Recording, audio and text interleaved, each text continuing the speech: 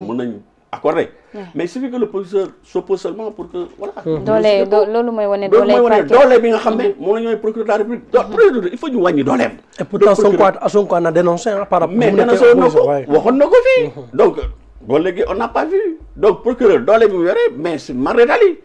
Imagine-toi toute une somme d'accusation ay magistrats toog ñu ne bon diw dañ koy may liberté provisoire sur requête sur demande de ses avocats gars yi accordé ko procureur de la République il s'oppose. Ouais. Affaire bi nax saay. parce que tout simplement c'est le procureur de la République.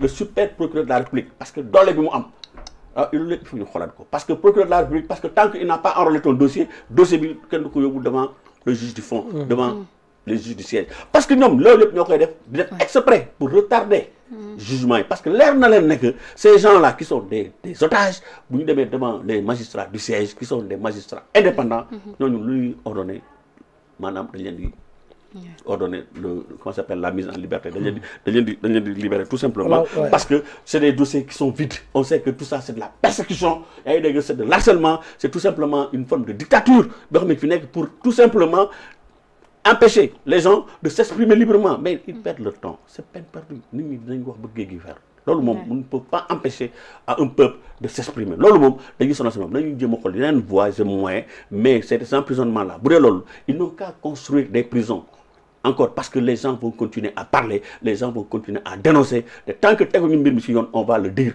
te loolu c'est un droit bi nga xam ne constitution moo ñu ko may.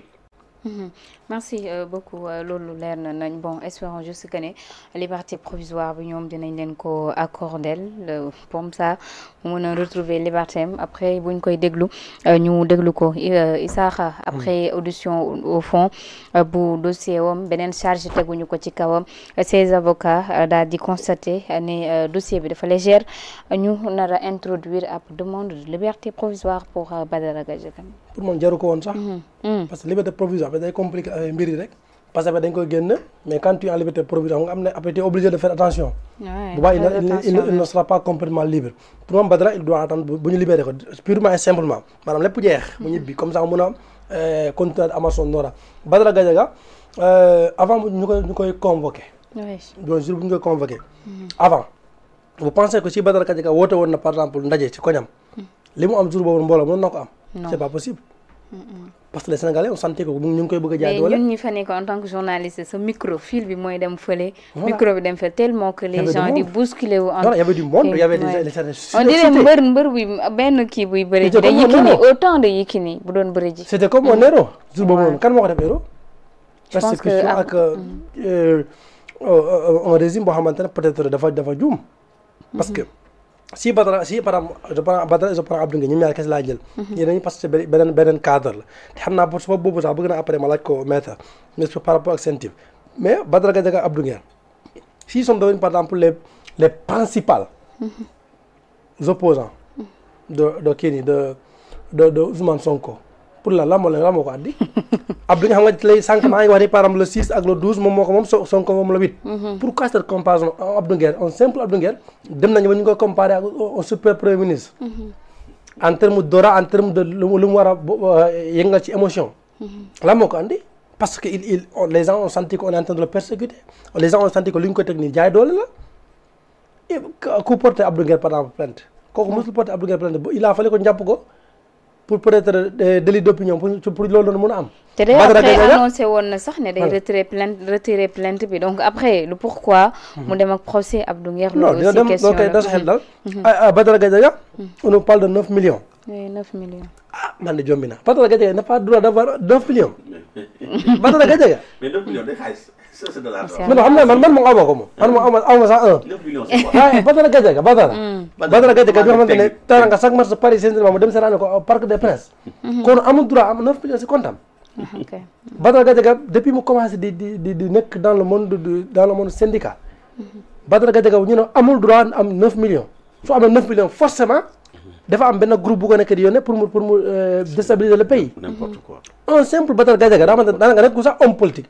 daanaka syndicaliste la boo xamante ne dafay dénoncer un simple une seule personne maanaam am pouvoir de déstabiliser le Sénégal. un Sénégal que Ousmane Sonko n'a pas pu déstabiliser avec tous lu toppoon si ginnaawam yëpp.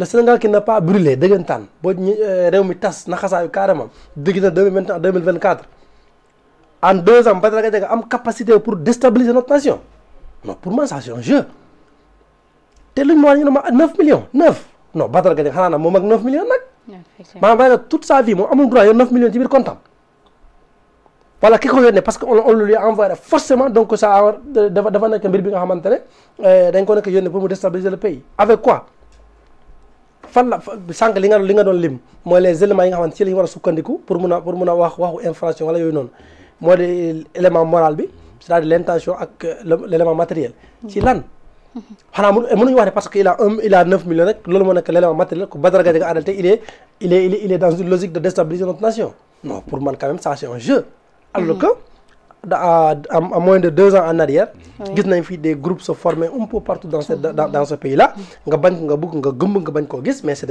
existé des groupes de gens de jeunes s'organiser un peu partout di préparer pour dem xeexi maanaam kooku noonu xanaa nag élément matériel mënu ko weesu puisque une personne qui avait cette capacité n'a pas pu déstabiliser notre pays est-ce que Badara Gadiaga avait la possibilité de déstabiliser notre nation non au contraire il avait quand même les capacités de déstabiliser quand même Ousmane Sonko ak waa Pastef parce que li mu doon wax ni mënul neex kenn quand même man pour man lu Badara Gadiaga lu ñu koy jàppee ak Abdou Nguer pour man quand même c'est un jeu et loolu noonu dafay encore tax li ma doon jibile sànq si Pape Mandou naan par exemple dafay firnde ni que notre justice indépendant mais boo ñëwee ci biir ñi tamit après dafay wane ni quand même suñu Sénégal ba tey am na ñu bari loo xamante war nañ ko càmbaraat te loolu leen rek moo ñu ko mën a yóbbee mooy réforme yi ñu war a ñu def ci assise de la justice mooy pour qu'il y ait un juge de liberté foofu rek mooy la solution véritable solution merci beaucoup Issa rapidement oui parenthèse oui demal pour dire que gars yi donc c'est de monter de dossier wax nañu ko monter de toutes pièces au-delà même des charges yi ñu wax ni tout à l'heure mais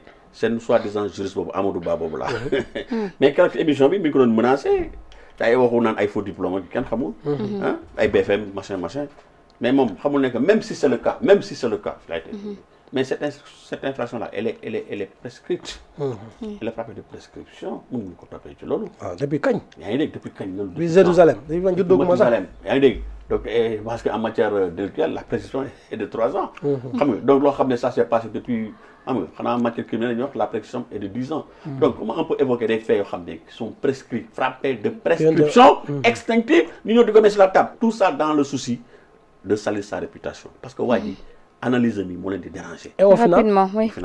Au final, on lui donne, on aura qu'elle n'avait pas. Voilà, c'est ça. Mais il faut fabriquer parce que tey jii foofu la même. Voilà, oui. Parce que xam nga sénégalais. mu bëggul kuy noot doomu aadama. bëgguñu injustice ku fi dund injustice après nga am. Macky Sall lan moo tax tey jii il est devenu président de la République parce que Ablaye Wade effectivement. daf ko d'accord donc dafa doon persécuté. mooy bi mu woowee Macky Sall quand en tant que président de l'Assemblée nationale bi mu woowee Karim Wade ne ko mu ñëw yaa ngi dégg à la tribune de l'Assemblée